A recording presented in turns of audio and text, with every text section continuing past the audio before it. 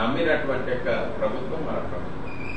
ఆ ఉద్దేశంతో ప్రభుత్వం నుంచి వచ్చినప్పటి నుంచి కూడా ఒకటే మొత్తుకుంటున్నాం, అయ్యా ప్రభుత్వం ఇదంతా కూడా వ్యవస్థనంతా కూడా ప్రక్షాళన చేసి ఆ వ్యవస్థలో ఉండేటువంటి లోటుపాట్లన్నిటి కూడా సరిచేసి సరి అయినటువంటి వ్యవస్థను ఏర్పాటు చేద్దాం, మీ యొక్క సూచనలు ఇవ్వండి అని పలు పర్యాయాలు మంత్రి గారు, సెక్రటరీ గారు, డైరెక్టర్ గారు కోరుకుంటున్నారు. పెద్దలు మా శ్రీధర్ చెప్పిండు, మా రవిచందర్ చెప్పిండు, మా కిష్టన్న చెప్పిండు. ఒకటే చెప్తాను, నిజంగానే మా ఉపాధ్యాయ సంఘాలలో కూడా మార్పు రావాలి. ఇదివరదాకా కేవలం మేము సమస్యల మీదనే కేంద్రీకరణ చేస్తూ వచ్చినాం. ఇప్పుడు వ్యవస్థలో ఉండేటువంటి లోటుపాట్లను సరిచేసినట్టుగా ప్రభుత్వానికి సరి అయినటువంటి మార్గనిర్దేశం చేసేటువంటి మొన్న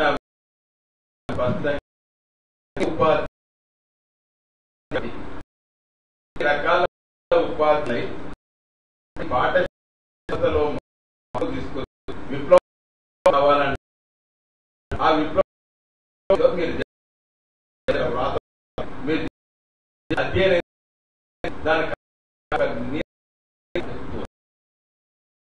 కానీ అందరూ కానీ తీరా పిల్లికి గంట కడదామంటే ఎవరు మాత్రం ముందుకొచ్చేటోళ్ళు ఉంటారు. కాబట్టి అదే ఆవేదన. నేను కూడా ఎన్నో పర్యాలు మా ప్రభాకర్ అన్నట్టుగానే నేను చాలా ఇబ్బంది పడుతూ వస్తున్నా. ఇక్కడికి పోయినా కానీ అసమానతలు. ఎందుకంటే బదిలీ చేద్దామా అంటే మా ప్రభాకర్ అన్నాడు అసలు ఏం వద్దు అని అంటారు, ప్రమోషన్ వద్దు బదిలీ వద్దనంటే ఏ స్కూల్కు సార్ బదిలీ చేపిస్తావా లేదా, నువ్వు ఎమ్మెల్సీ ఎట్లయినవా, నువ్వు ఏం సంగతి తీసా ఎమ్మెల్సీ అనేటువంటి మాట బదిలీ అయ్యేదాకా నన్ను వదలలేదు. ఆ బదిలీల గురించి ముఖ్యమంత్రి దగ్గరికి పోతే ఆయన మొదలే ఆవేదన వెలిపించాడు, మీ టీచర్లు సామాన్యులు కాదయా, ఏదైనా చేస్తారు కానీ ఏదైనా సర్టిఫికెట్ ఒకవేళ దొంగ సర్టిఫికెట్ ఇచ్చడానికి కూడా వెనుకంజ వేయరు. రాష్ట్రపతి నుంచి కావాలంటే కూడా రాష్ట్రపతి నుంచి కూడా సర్టిఫికెట్ చేస్తారు. కాబట్టి ఆ రకమైనటువంటి వ్యవస్థ తీసుకొస్తారు. దీనివల్ల అబాస్పాలవుతుంది ప్రభుత్వం, జాగ్రత్తగా ఉంటుందని కూడా చెప్తూ వచ్చాను. అయినప్పటికీ కూడా మన వాళ్ళు అంటారా అంటే ఇదంతా కూడా మా ప్రభాకర్ అన్నట్టుగా మన ప్రభుత్వ యంత్రాంగంలో ఉండేటువంటి లొసుగు. ఇలా మనం చూస్తే పోయిన రోజుల్లో నేను ఉపాధ్యాయునిగా నియామకమైన రోజుల్లో ఒక నాజర్ సాబ్ వస్తుండంటే నేను గదగద వచ్చేటువంటి వాళ్ళ, ఇవాళ డైరెక్టర్ వస్తుండంటే కూడా ఎవరు లేచి చూడలేడు. ఇవాళ నేను చూసిన పొద్దున మంత్రి లేచి మాట్లాడదామన్న సమయం వచ్చే వారికి అందరు పిల్లలందరూ లైన్ కట్టి బయటకు పోవటానికి ఇది మన డిసిప్లిన్. కాబట్టి వ్యవస్థలో చాలా మార్పు ఉన్నది. దీన్ని ఎవరం కూడా మనం కాదనేటువంటి ప్రసక్తి లేదు. ఇప్పుడు వారు అన్నట్టుగా ఉపాధ్యాయ సంఘాలతో మరీ కోరుతున్నా, వ్యవస్థ ఏ రకంగా ఉండాలి ఇంతవరకు దాకా చెప్తూ వచ్చినాం. కేజీ ఎల్కేజీ నుంచి మొదలుకుంటే 4వ తరగతి వరకు ఇది ఫార్మల్ ఎడ్యుకేషన్ గానే అందరూ కూడా ఒకే పాఠశాలలో చదివేటట్టుగా మరి ప్రాథమిక విద్యా హక్కు చట్టం మరి పెద్దలు మా శ్రీధర్ చెప్పాలి. విద్యా హక్కు చట్టంలో 1 కిలోమీటర్ల పరిధిలో ఒక ప్రైమరీ స్కూల్ ఏర్పాటు చేయాలన్నారు. అట్లా చేద్దామనంటే లేదు, ఎట్లా school open centrally sponsor schemes రావటం వల్ల 1 కిలోమీటర్ల పరిధిలో 10 స్కూళ్ళు ఓపెన్ చేస్తాం. 10 స్కూళ్ళు ఓపెన్ చేయడం వల్ల ఇప్పుడు ఉండేటువంటి పరిస్థితులు ఎట్లయిపోయినాయి, ఎక్కువగా కరువు తాండవిస్తుండడం వల్ల అందరూ కూడా వలసపోయేటువంటి పరిస్థితి వచ్చింది. పిల్లలు గ్రామాలలో ఉండేటువంటి పరిస్థితి లేదు. టీచర్లు సర్ప్లస్ అయింది. 426 పాఠశాలల్లో ఒక్క పిల్లవాడు లేకుండా 2 టీచర్లను పెట్టేటువంటి పరిస్థితి వచ్చింది. స్కూల్ క్లోజ్ చేద్దామంటే స్కూల్ ఎట్లా క్లోజ్ చేస్తారు అనేటువంటి మాట వస్తుంది. కాబట్టి ఇవన్నీ కూడా ఆలోచన చేస్తే ఏకబద్ధీకరణ చేస్తామని అంటే ఇబ్బంది వచ్చేటువంటి పరిస్థితులు వస్తుంది. చేయకపోతే పరిస్థితులు ఇట్లున్నాయి. కాబట్టి అందుకొరకే మనమే నడుము మిగిల్చాలి.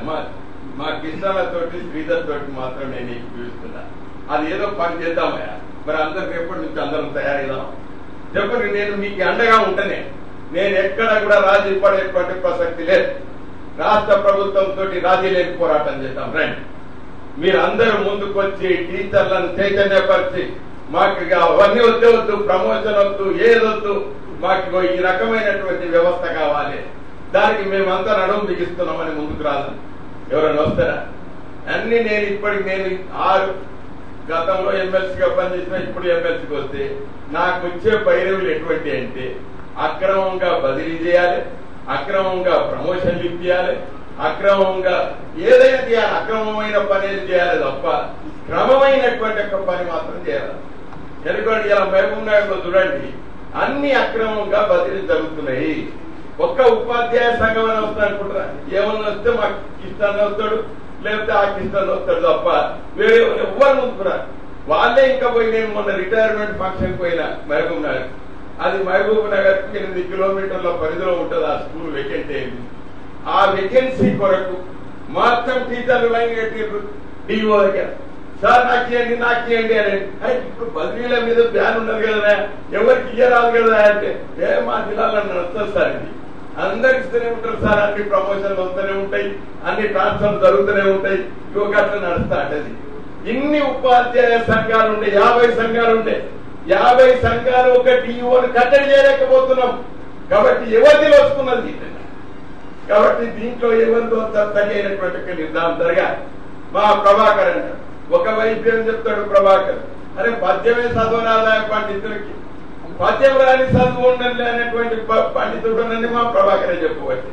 మళ్ళీ తీరా ఆయన అదే పండితులకి అరే గ్రేడ్ 1 ఇస్తే తప్పేంది అని ఆయన బట్టి, అసలు గ్రేడ్ 1 ఏంది, గ్రేడ్ 2 ఏంది, అసలు ఈ ఓరియంటెడ్ టైటిల్ ఏంది? అసలు వెనకటి రోజులు అంటే పండితుడు అంటే ఎంత మహోన్నతమైనటువంటి పదం అది.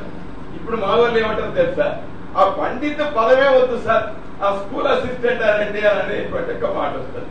కాబట్టి అందుకొరకే ఇవన్నీ కూడా ప్రక్షాళన చేసుకోవడానికి సర్వీస్ రూల్స్ రావాలి. మళ్ళీ అదే మనం ఏమైనా కొత్త ఇప్పుడు ఉండేటువంటి అడ్మినిస్ట్రేషన్ లో వాళ్ళకి ఏమైనా పరిణతి చెందినటువంటి ఆఫీసర్లు ఉన్నారనుకోండి, మనకు తెలిసినంత విజ్ఞానం కూడా లేదు వాళ్ళ దగ్గర.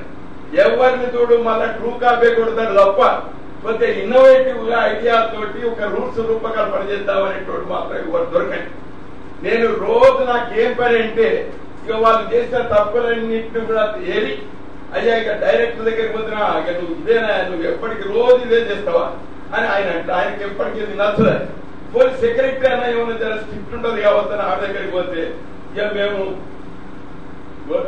గొంగట్లా కూర్చుండి మేము వెంటకెళ్ళినట్టుండదు, మొత్తం ఇక ఇవన్నీ తప్పు లెక్క పెడతా అంటే అందరినీ సస్పెండ్ చేయాల్సి వస్తుంది సార్. మరి ఎందరినీ సస్పెండ్ చేయాలని నేను అన్నమాట. కాబట్టి ఇటువంటి వ్యవస్థ ఉన్నది ప్రభాకర్, అందరం కూడా తెలుసు. ఎంఈఓ వ్యవస్థ ఎట్లున్నదో తెలుసు, ఎంఆర్పీల వ్యవస్థ ఎట్లున్నదో తెలుసు, సిఆర్పీలు ఎట్లున్నారో తెలుసు. ఇవన్నీ కూడా మనం తెలుసు. స్కూల్ గ్రాంట్ తెలుసు, టీచర్ గ్రాంట్ తెలుసు. ఇవన్నీ గ్రాంట్లు ఉన్నా గానీ వెనుకట ఒక కాంటింజెన్సీ కింద నా స్కూల్లో 400 రూపాయలు వస్తున్న సంవత్సరానికి.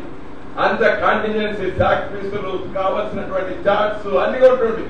కానీ ఇప్పుడు మాత్రం 50,000 రూపాయల గ్రాంట్ వచ్చిన కనీసం సున్నమై స్టోర్ కూడా దొరికేటోడు. కాబట్టి ఆ రకమైనటువంటి వ్యవస్థ ఉన్నది. ఈ వ్యవస్థను మొత్తం చూస్తున్నా అంటే ఇక దీంట్లో ఏం పనికిరామనేటువంటి ఒక మాట వస్తుంది. కానీ నాకు ఇప్పటికీ కూడా నాకు మాత్రం ఆశ ఉంది, మా గవర్నమెంట్ స్కూలే బాగున్నాయి అనేటువంటి. ఎందుకంటే మా భుజంగరావు జర నారాజైనా గవర్నమెంట్ స్కూళ్లలో చదువు వస్తుంది అనేటువంటి ఒక మాట. నారాజు కావాల్సిన అవసరం లేదు. నేను మొన్న స్టేట్ ఫస్ట్ వచ్చినటువంటి ఒక పిల్లలు, అంటే ప్రభుత్వ పాఠశాలల్లో అత్యధిక మార్కులు వచ్చినటువంటి ఒక పిల్లలతో సమావేశం పెట్టాను. ఆ పిల్లలైతే ఎంత సంతోషం అనిపించిందంటే, ఎక్కడికి పోయినా నిరుత్సాహమే. గవర్నమెంట్ స్కూల్ పనిచేస్తే లేవు గవర్నమెంట్, వాళ్ళ దగ్గరికి పోతే మాత్రం ఎంత సంతోషం అనిపించిందంటే, వాళ్ళంతా జీవితం అంటే ఏందో మాకు మాత్రమే తెలుసు, ఈ ప్రైవేట్ స్కూళ్ళకి ఏం తెలియదు అనేటువంటి ఒక మాట చెప్పారు. మేమేం బాగా ఇలా IIITలో మేము అందరం అడ్మిషన్ తీసుకున్నాం. ఆ IIITలో మాకున్నటువంటి యొక్క విజ్ఞానాన్ని నిజంగా లెక్చరర్లే మా విజ్ఞానాన్ని చూసి అబ్బురపోయేటువంటి ఒక పరిస్థితి వస్తుంది. కాబట్టి మాకు మాత్రం బాగా సంతృప్తికరంగా ఉన్నది. గవర్నమెంట్ స్కూళ్లలో చదివిన అనేటువంటి గర్వంగా చెప్పుకునేటువంటి అవకాశం వస్తుంది అనేటువంటి మాట చెప్పింది. కాబట్టి పూర్తిగా నిర్వీర్యమైనటువంటి పరిస్థితుల్లో గవర్నమెంట్ స్కూల్ అయితే లేవు, చాలా బ్రహ్మాండంగా నిర్వహింపబడుతున్నాయి. ఏదో 4 పాఠశాలలు లక్షల మంది అడ్మిషన్ తీసుకుంటాడు నారాయణ చైతన్య. మా అంటే వందల సంఖ్యలో చెప్తాడు, 1 1 2 2 అని చెప్తాడు. కాబట్టి లక్షల సంఖ్యలు ఎటువైనాయి రా అని అడిగేటోడు ఏమో లేవు అని. కానీ మన దగ్గర మాత్రం వచ్చేటోళ్ళు మాత్రం వందలలోనే ఉంటారు. ఆ వందలలో ఎంతో మంది బాగా ప్రావీణ్యం కలిగినటువంటి విద్యార్థులు ఉంటారు. వారిని మాత్రం పట్టించుకున్న అవసరం ఉంటుంది. కాబట్టి ఏది ఏమైనప్పటికీ కూడా వారు అన్నట్టుగా అప్గ్రేడేషన్ విషయంలో అది కూడా చెప్తారు. అసలు ఏందన్నా క్వాలిఫికేషన్స్ స్కూల్ అసిస్టెంట్ విషయానికి వస్తే ప్రభాకర్ నువ్వే చెప్పు. Graduation with BEd school assistant, second year teacher ఇది బిఈడి అంటే diploma in education with intermediate qualification. ఈడనో డిఫరెన్స్ కనవడం అంటే ఆడనో డిఫరెన్స్ కనవడదా. ఆడ oriented title plus pandit training is eligible for head master. కాబట్టి హెడ్ మాస్టర్ కు అదే క్వాలిఫికేషన్, స్కూల్ అసిస్టెంట్ లాంగ్వేజెస్ కి అదే క్వాలిఫికేషన్, గ్రేడ్ 2 లాంగ్వేజ్ పండిట్ కి అదే క్వాలిఫికేషన్. కాబట్టి ఆయన ఏమంటాడంటే చూడండి ఆయన చదువు ఎట్లున్నదో. ఆయన అప్పర్ ప్రైమరీ స్కూళ్ళ కొరకు ఆ రోజుల్లో 6-7 తరగతులు ఉన్నప్పటికీ కూడా ప్రైమరీ స్కూల్ కి అటాచ్మెంట్. ఆయనకు 6-7 తరగతులే పాఠాలు చెప్పాలన్నట్టుగా ఎక్కడ లేదు. ఆయన 1 to 7th క్లాస్ వరకు లాంగ్వేజెస్ చెప్పాలనేటువంటిది ఉన్నది. కానీ దురాదృష్టం ఇలా హెడ్ మాస్టర్లకు వికేంద్రీకరణ చేసి అధికారాలు ఇచ్చినప్పటికీ కూడా ఆయన మాత్రం ఆయన అజమాయి చేయడేట. కానీ ఎవరో వచ్చి అజమాయి చేయాలట. కానీ ఇది ఏమన్నా న్యాయం ఉంటుందా? ఎవరు వస్తారు అజమాయి చేస్తారు. కాబట్టి నీకు సరి అయినటువంటి జీతబద్ధాలు ఇచ్చి, నీకు సరి అయినటువంటి రకంగా రూల్స్ ఇచ్చి, అధికారాలు ఇచ్చి నువ్వు చేయకపోతే ఇంకెవరు చేసేటువంటి అవకాశం ఉంటుంది. ఎవరి స్థాయిలో వారు చేసినట్టయితే ఇబ్బంది ఉండేటువంటి అవకాశం ఉంటుంది. కాబట్టి ఆ రకంగా త్వరలోనే దాని మీద కూడా నిర్ణయం జరుగుతుంది. మీరు అన్నట్టుగా సక్సెస్ స్కూల్స్ లో ఏర్పాటు చేసినప్పుడు ప్రతి హై స్కూల్ కూడా స్కూల్ అసిస్టెంట్ స్థాయి కలిగినటువంటి పోస్ట్ హై స్కూళ్లలో ఉంటుందని నిర్ధారణ చేసినాం. దానికి అనుగుణంగా అక్కడక్కడ అప్గ్రేడెడ్ స్కూళ్లలో ఇంకా స్కూల్ అసిస్టెంట్ పోస్టులు రాలేదు. కాబట్టి రేపు క్రమబద్ధీకరణ జరిగింది.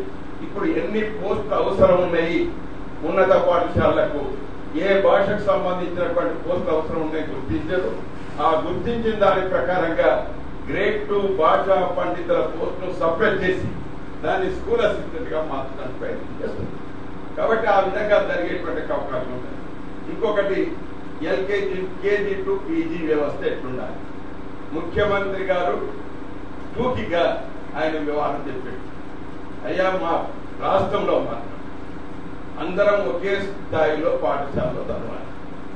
నాణ్యమైనటువంటి విద్య నిర్బంధంగా ఉచితంగా ఇస్తామనేటువంటి మీరు అన్నట్టుగానే ఉచితంగా ఇస్తున్నాం.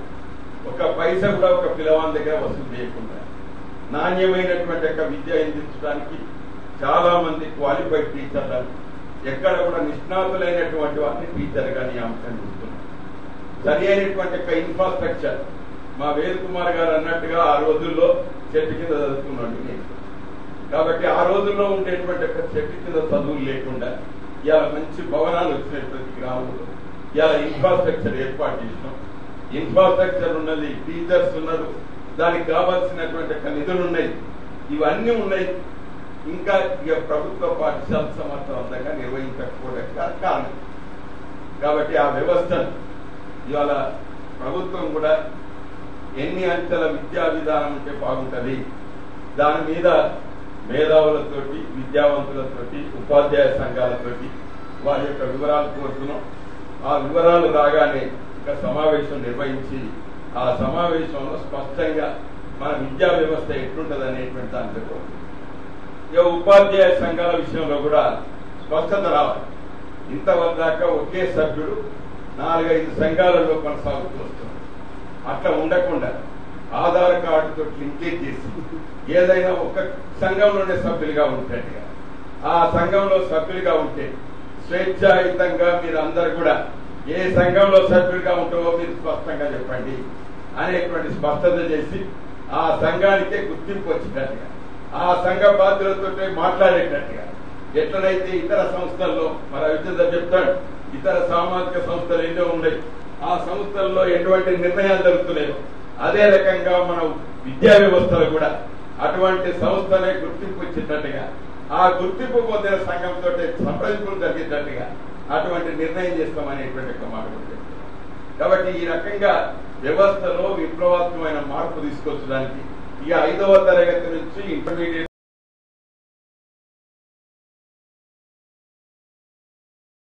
వరకు ఒకటే అకాడమిక్ క్వాలిఫికేషన్ ఉంటే బాగుంటుందా, వొకేషనల్ కోర్స్ ఎక్కడ ఉంటే బాగుంటుంది. గతంలో ఎన్టీ రామారావు గారు ఉన్నప్పుడు వారు 8వ తరగతి నుంచి వొకేషనల్ కోర్స్ పెట్టాలనేటువంటి ఒక ప్రతిపాదన చేశారు. దానికి అనుగుణంగా కొన్ని పాఠశాలలు వొకేషనల్ సెంటర్స్ గా పెట్టాం.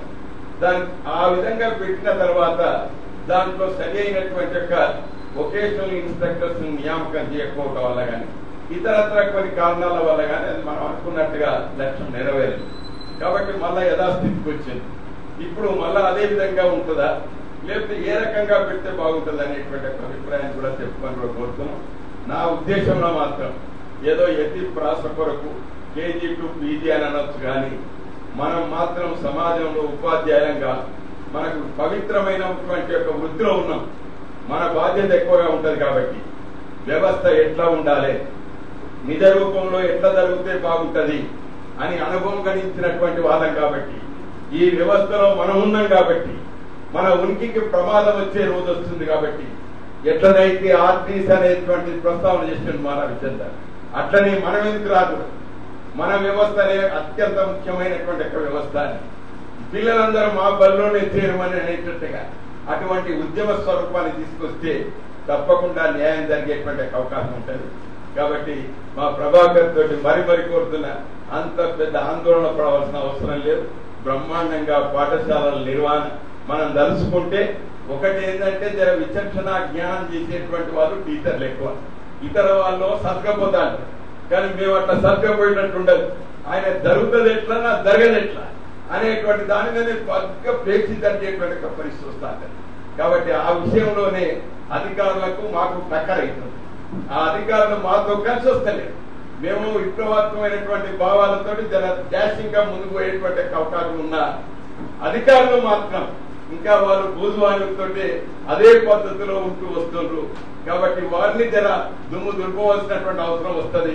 కాబట్టి ముననే మంత్రి గారు చెప్పిన సార్ ఇంతవరదాకా సమాజంలో వాళ్ళు వీళ్ళంటూ వచ్చినాం, ఇక అధికారులకు మాకే పడేటట్టున్నారు సార్ అనేటువంటి ఒక మాట చెప్పినాం. కాబట్టి ఇవన్నీ కూడా మరి స్నేహపూర్వకమైనటువంటి ఉద్యోగులతో స్నేహపూర్వకంగా ఉంటామంటే మళ్ళీ ఇది ఎక్కడ వైరం వస్తుందా ఏంటి సార్ అనేటువంటి ఒక మాట వస్తుంది. కాబట్టి మరి ఎక్కడనో ఒక దగ్గర మరి ఏదో రకంగా కావాల్సిందే వస్తుంది. మరి ఎంతసేపు అని రాజీ పడుతూ పోతాను, రాజీ పడుతూ పోతుంటే మాత్రం ఎక్కడ కూడా సరి అయినటువంటి యొక్క నిర్దేశం జరుగుతుంది. కాబట్టి ఎక్కడైనా కానీ కఠినమైనటువంటి యొక్క నిర్ణయాలు తీసుకోక తప్పదు. ఆ నిర్ణయాలలో కొన్ని మాత్రం మన ఇబ్బంది పడక తప్పదనేటువంటి విషయాన్ని కూడా సందర్భంగా గుర్తు చేస్తాం. ఏది ఏమైనా ఇంత మంచి చర్చా వేదికను ఏర్పాటు చేసి సరి అయినటువంటి యొక్క ఒకటి మాత్రం మాకు ఇష్టాలు చెప్తున్నాడు. మరి ఇన్ని సంవత్సరాల తెలుగుదేశం ప్రభుత్వం ఉన్నప్పుడు ఆ రోజు గట్టు మండలం దత్తత తీసుకుంటా అని ముఖ్యమంత్రి గారు గట్టుపోయి అక్కడనే లిటరసీ ప్రోగ్రామ్ ప్రారంభించి పెద్ద ఎత్తున చేసినటువంటి ఒక విషయం చూసినాం. ఆ సంవత్సరాలలో ఎన్నో గడిచిపోయి మళ్ళా తెలుగుదేశం కాంగ్రెస్ ప్రభుత్వం వస్తే అక్కడనే మంత్రి ఉంటే బాగా మార్పు వస్తుంది కావచ్చు అనేటువంటి ఉద్దేశంతో గద్వాల్ నియోజకవర్గాన్ని శాసనసభ్యురాలే ఆమె మంత్రి అయింది. కానీ అక్కడ కూడా అప్పటికి కూడా 238 మంది విద్యార్థుల ఎన్రోల్మెంట్ ఉంటే ఒక టీచర్ ఇద్దరు టీచర్లు ఉండేటారు.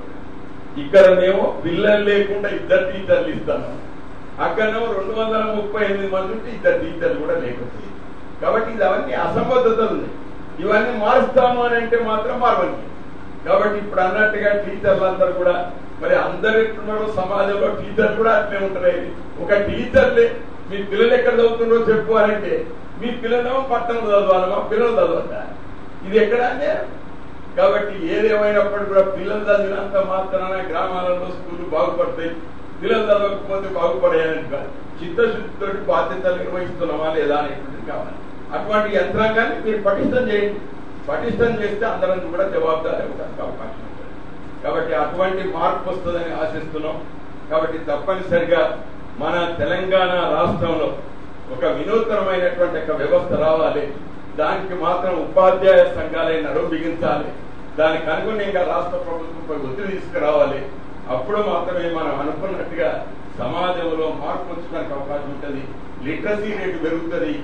ఆ రోజు ఇవాళ పాఠశాలలు కూడా కేరళ రాష్ట్రాన్ని మిన్నగా మన రాష్ట్రం కూడా విద్యావంతులయ్యేటువంటి అవకాశం ఉంటుందని భావిస్తూ ఈ అవకాశం ఇచ్చిన మిత్రులకు సెలవు.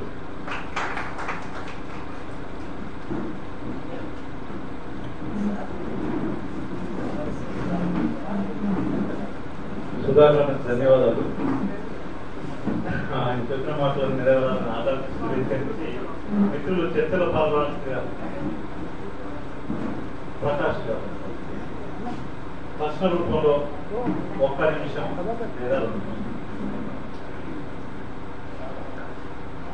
అందరికీ నమస్కారం. మరి 1 నిమిషం 2 నిమిషాలని చెప్పారు. ప్రైవేట్ స్కూళ్ళలో పనిచేసే టీచర్స్ ఇక్కడ ఎంతమంది చెప్పడం చదివి చేయలేమండి. ఒక్కరు అంటే మన వ్యవస్థ ఎట్లా ఉందో ఒకసారి ఆలోచించాలి. మనం ఎవరికి ఉపన్యాసాలు ఇస్తున్నాం కూడా ఆలోచించాల్సినటువంటి అవసరం ఉంది. ఇక్కడ ప్రభుత్వ పాఠశాలల్లో 40% ఉన్నటువంటి ప్రభుత్వ పాఠశాలల్లో వాళ్ళు ఇంత ఏకచ్చిగా పనిచేస్తున్నారు పర్వాలేదు. కానీ ప్రైవేట్ పాఠశాలలో ఉన్నటువంటి వాళ్ళు గురించి ఒక్క మాట కూడా ఊసు కూడా ఎత్తినటువంటి పరిస్థితి ఉంది. 60% మంది ప్రజలు ప్రైవేట్ పాఠశాలలో చదువుతున్నారు. మరి ఒకసారి ప్రైవేట్ వాళ్ళను ఒకసారి మీటింగ్ పెడితే అప్పుడే తెలుస్తుంది. అయితే ఇక్కడ ముందుగా ఒక చిన్న పల్లవి చెప్పి గురువులు విజ్ఞాన తరువులు, గురువులు విజ్ఞాన తరువులు, విద్యార్థుల జీవితాన్ని రాసే విధాతలు, గురువులు విజ్ఞాన తరువులు. తొలి గురువు అమ్మ ఒడిలో అక్షరాలు దిద్దిస్తే, మరి గురువు నాన్న ఒడిలో సంఘాన్ని చదివిస్తే, తల్లిదండ్రి బాధ్యతను తన పైన వేసుకొని కమ్మనైన మాటలతో కథలెన్నో చెప్పేటి గురువులు విజ్ఞాన తరువులు. అంటే అయితే ఇక్కడ ఏంటంటే విషయం ఒకటి నేను చర్చించాల్సిన, నేను ఎక్కువ ఉపన్యాసం కాదని ఒకటే ఎడ్యుకేషన్ హబ్ అనేటటువంటిది పెడితే బాగుంటుంది. ఎందుకు అని అంటే ఇప్పుడు చూస్తున్నటువంటి పరిస్థితుల్లో చాకలి వాళ్ళకు, నేను కులం గురించి చెప్పడం కాదు, తప్పనిసరి పరిస్థితులు చెప్తున్నాను. చాకలి వాళ్ళకు 10 అంతస్తులతో ఒక బిల్డింగ్ కట్టించేసి అందులో బట్టలు ఉతుకోవడానికి అవకాశం